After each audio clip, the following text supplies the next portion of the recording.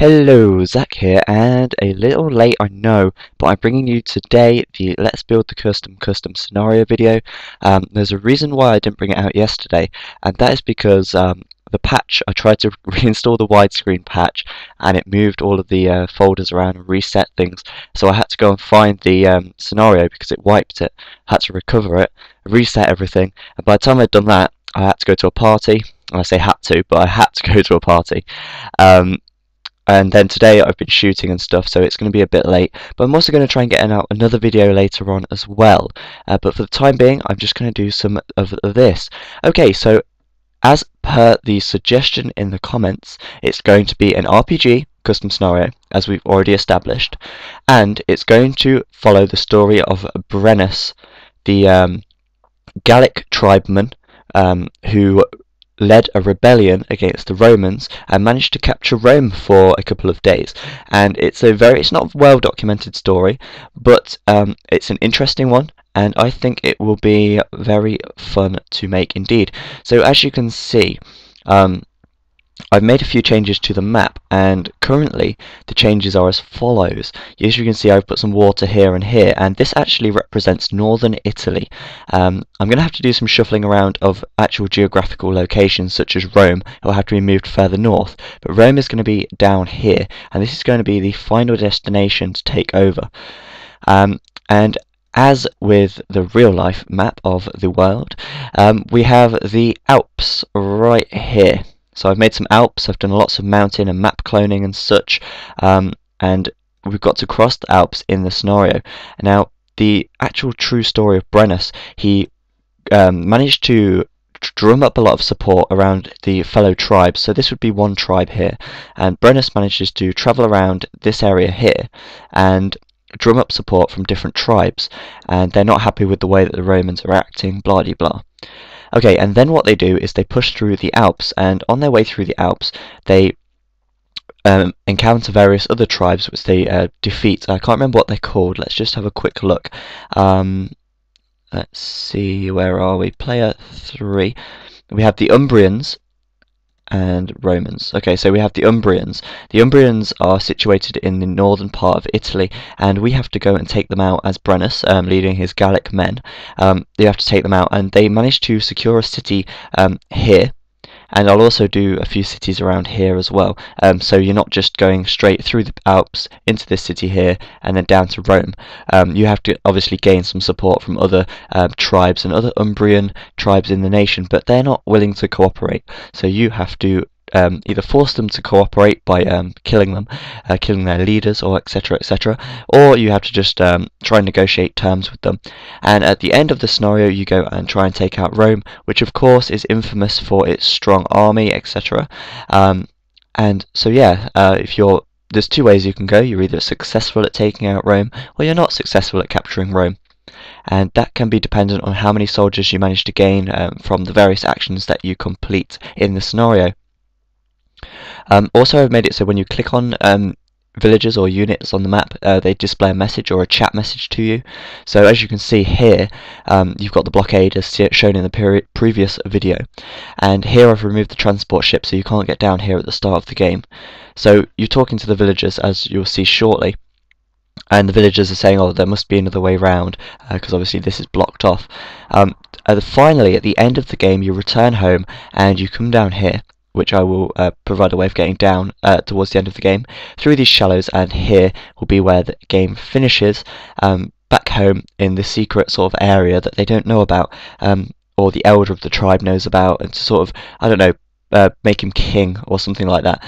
So basically that's the idea of where it's going. Unfortunately, I've not had a great amount of time this week, and I've not been able to do too much forming on the map, although I'm going to actually do a little bit of building now. I'm going to do a tribe over here that we have to go and gain support from.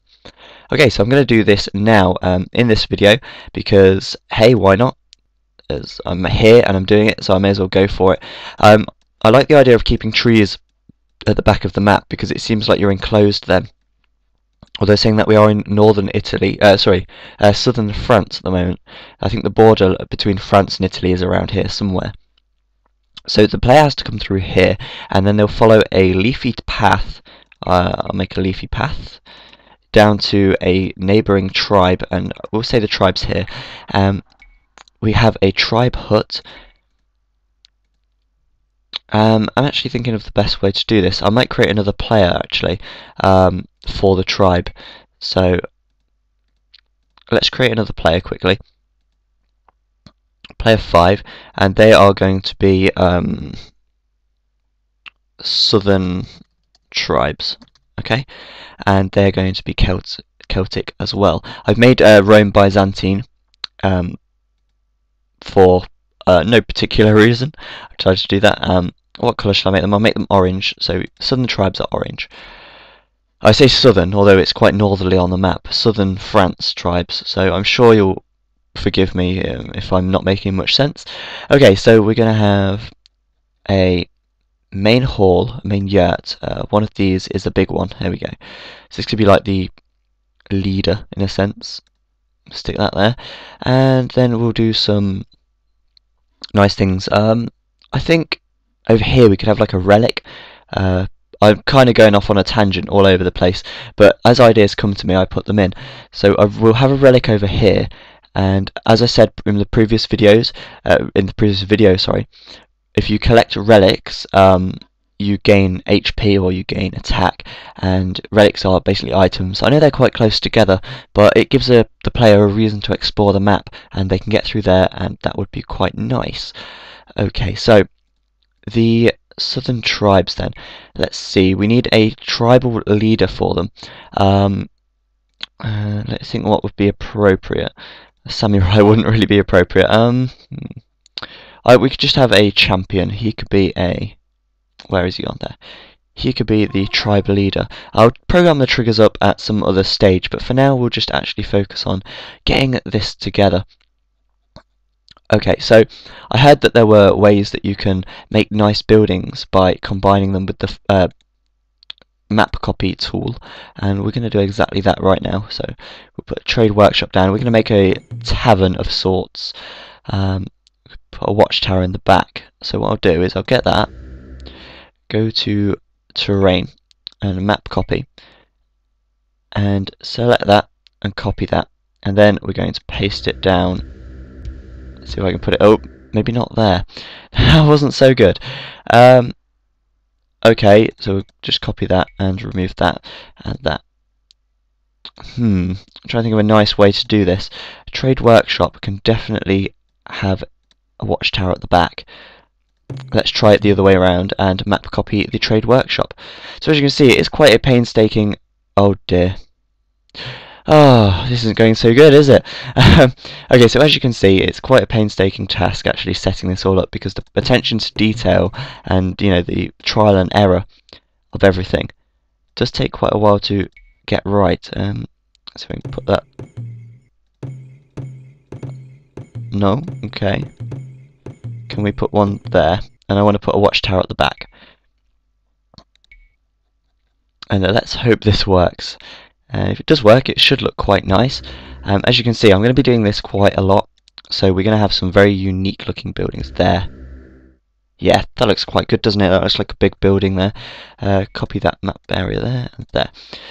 Okay, so really it's a little bit higgledy-piggledy, but this can be like an inn or a tavern of sorts. And yes, okay, so let's add a few more trees in, and really I'm just kind of doing it as I go along. I haven't really got a certain plan or anything, just going with the flow, as it were. A bit more forest, we could put some more trees around, and I'll do some more decorating as well on another date. It's nice to have a few trees dotted around. It doesn't make it look very uniform. As a natural landscape would, it would be very dotted and uneven. As in nature, nothing is exactly even or symmetrical as such. Do a nice line of trees around here, and really it's just a case of trying to make it look as nice as possible without going too much over the top and making it look forced. So a few trees scattered around, and we'll put some yurts around as well. More yurts and more units as well at some point. So anyway, I'm going to start wrapping the video up now, because I don't want to go on forever and ever, because you know what I'm like, I can talk for talking's sake, as it were. So yes, I'm going to put some units around here, and we're going to make some triggers, and you have to basically go and drum up support from the neighbouring tribes. I'll probably put a gap through here and another tribe over here, and really we're just going to see where it goes from here. But I've given you the basic outline of what the video is going to be about. Not the video, what the scenario is going to be about.